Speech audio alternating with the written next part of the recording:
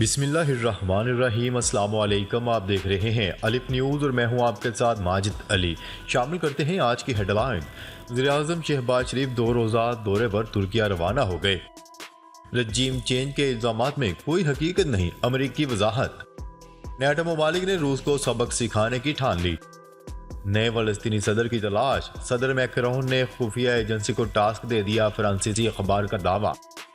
Iran ने ज़ेर हिरासत लड़की की मौत के खिलाफ मुजाहरों में गिरफ्तार दर्जनों कैदी रिहा करने का हुक्म। डेनमार्क और हॉलैंड ने यूक्रेन को टैंकों की फराहमी के मंसूबे में शिरकत से इनकार कर दिया।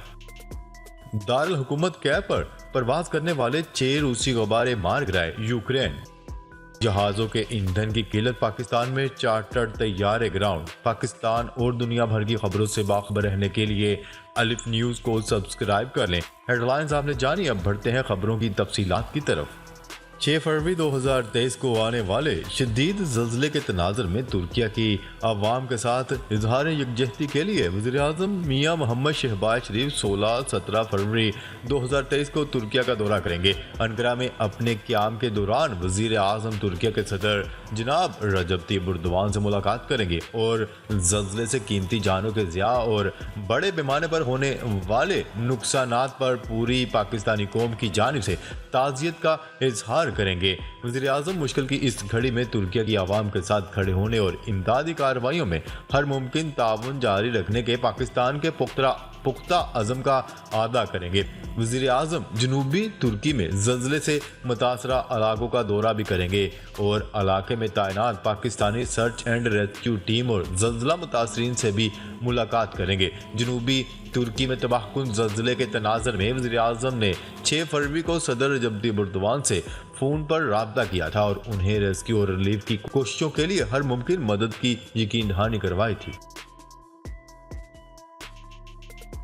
खबर के अगले हिस्से में बात करते हैं अमरीकी महकमे खारजा के तर्जुमान एड प्राइस का कहना है कि पहले भी कह चुके हैं रजीम चेंज से मुतल्लिक अमरीका पर इल्ज़ाम में कोई हकीकत नहीं है। वाशिंगटन में न्यूज़ ब्रीफिंग के दौरान तर्जुमान ने कहा कि पाकिस्तान में ब्लेम गेम से मुतल्लिक तबसरा नहीं करना चाहता। पहले भी कह चुके हैं रजीम चेंज के इल्ज़ामात में कोई हकीकत नहीं। जमहूरी और खुशहाल पाकिस्तान अमरीका के मफादात के लिए अहम है। उन्होंने मजीद कहा कि पाकिस्तान के साथ सिक्योरिटी ताल्लुकात हमारे लिए अहम है। प्रोपेगेंडा और गलत मालूमात को ताल्लुकात में रुकावट नहीं बनने देंगे। पाकिस्तान के साथ ताल्लुकात को अहमियत देते हैं। उनका कहना था कि जहां तक बात पाकिस्तान के सियासी हलकों की है तो हम किसी एक सियासी उम्मीदवार या जमात को दूसरों पर तरजीह नहीं देते। हम पुरअमन जमहूरी और आईनी असूलों की हमायत करते हैं।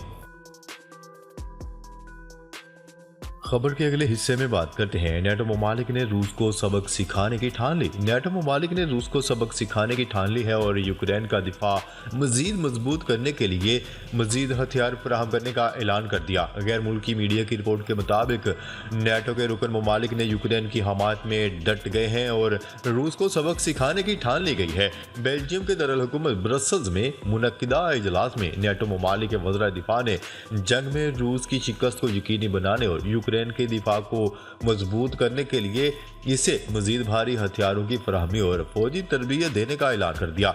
नेटो के सेक्रेटरी जनरल स्टोल्टनबर्ग ने इत्तेहादियों की जानिब से यूक्रेन के लिए किए गए ताउन के वादों का खैर मकदम किया और यूक्रेन को खुराक, ईंधन, तिबी सामान, एंटी ड्रोन सिस्टम और मजीद हथियार देने पर इत्तेहादियों का शुक्रिया अदा किया। स्टोल्टनबर्ग का कहना था कि रूस की जारहाना रवैये, दहशतगर्दी के मुसलसल खतरे और चीन की तरफ से दरपेश चैलेंजेस के बायस नई दिफाई मनसूबाबंदी की गई है।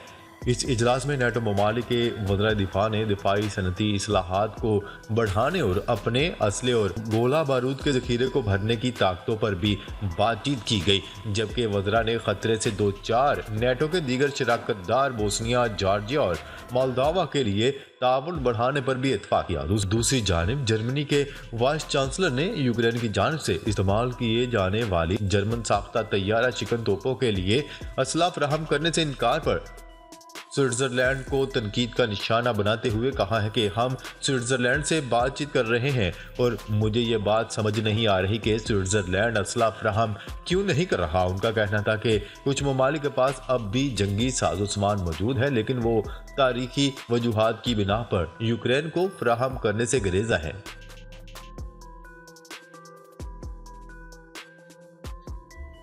خبر کے اگلے حصے میں بات کرتے ہیں فرانس کے اخبار میں شائع ہونے والی ایک اخبار میں دعویٰ کیا گیا ہے کہ صدر ایمانوئل میکرون نے فلسطین کے نئے صدر کی تلاش کے لیے خفیہ ایجنسی اور سفارتکاروں کو ٹاسک دے دیا ہے۔ فرانسیسی صدر ایمانوئل میکرون نے اسرائیل اور فلسطین کے مابین مذاکرات میں موجودہ تعطل کو مد نظر رکھتے ہوئے فلسطینی صدر محمود عباس کے جانشین کی تلاش شروع کر دی۔ اخبار میں شائع ہونے والی رپورٹ کے مطابق 87 سالہ فلسطینی صدر محمود عباس اپنی شکست کے پیش نظر ملک میں کسی بھی قسم کے انتخابات نہیں کروانا چاہتے۔ رپورٹ میں بتایا گیا ہے کہ فرانس کے صدر یروشلم میں تعینات ملک کی 5 موجودہ اور سابقہ قونصل جنرل تل اویو میں تعینات 5 موجودہ اور سابقہ سفیر اور directorate general of external security کے 5 موجودہ اور سابقہ عہدیداران کو فلسطین کے نئے صدر کے لیے 2 نام تجویز کرنے کی ذمہ داری دی گئی ہے۔ رپورٹ کے مطابق صدر ایمانوئل میکرون 2 ریاستی حل کے لیے پرعزم ہے، لیکن موجودہ کشیدگی میں یہ حل غیر حقیقی نظر آتا ہے۔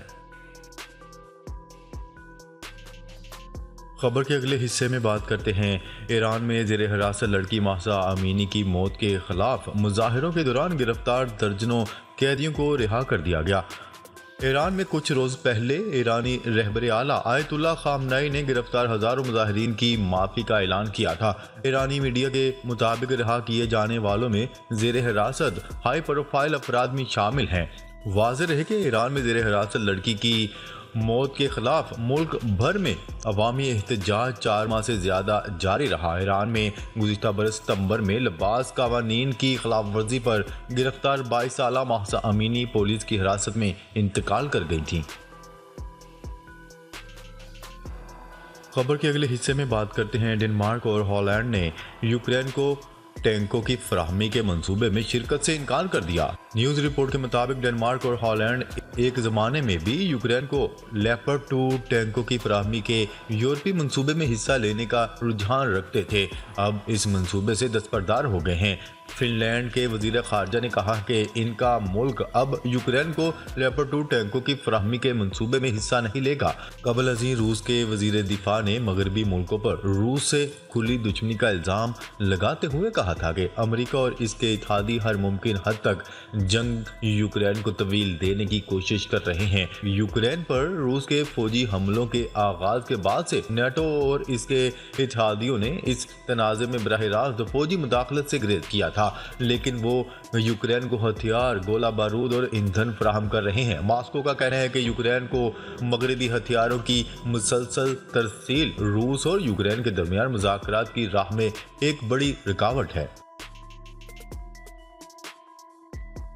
خبر کے اگلے حصے میں بات کرتے ہیں یوکرین نے دارالحکومت کیف میں پرواز کرنے والے 6 روسی جاسوس غباروں کو مار گرایا۔ یوکرین کے فوجی حکام کی جانب سے جاری بیان میں کہا گیا ہے کہ روسی غباروں کو یوکرین کی فضائی دفاع کا پتہ لگانے اور اسے تباہ کرنے کے لیے بھیجا گیا تھا۔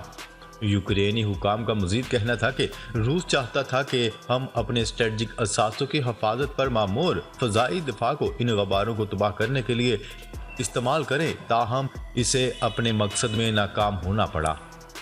دارالحکومت کیف میں غباروں کی موجودگی کا پتہ چلنے پر شہر میں سائرن بجائے گئے۔ کچھ عرصہ قبل امریکہ نے بھی اپنی فضائی حدود میں پرواز کرنے والے چین کے غبارے کو مار گرایا تھا۔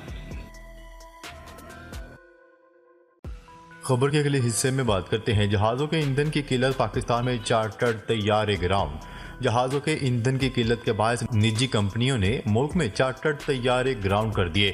نیوز رپورٹ کے مطابق ضمن میں aircraft owner and operators association کے سربراہ عمران اسلم خان نے کہا ہے کہ دسمبر میں کراچی کی بندرگاہ پر پہنچنے والی ایویشن گیس تاحال کلیئر نہیں ہو سکی۔ ملک میں نجی جہازوں کا ایندھن نہ ہونے کے باعث ایئر ایمبولینس سروسز سمیت کچھ دیگر آپریشنز بھی روک دیے گئے ہیں۔ عمران اسلم خان نے دعویٰ کیا ہے کہ 2022 کے آخری مہینے میں کراچی کی بندرگاہ پر پہنچنے والی ایویشن گیس کی ادائیگی کے باوجود تاحال ایلسیز نہیں کھولی جا سکی، جس کی وجہ سے مشکلات کا سامنا ہے۔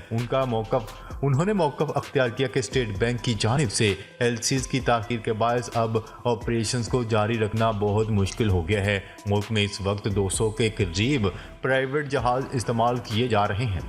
ناظرین، اب تک کے لیے اتنا ہی۔ مزید خبریں لے کر بہت جلد آپ کی خدمت میں حاضر ہوں گے، تب تک کے لیے اپنا خیال رکھیے گا۔ اللہ نگہبان۔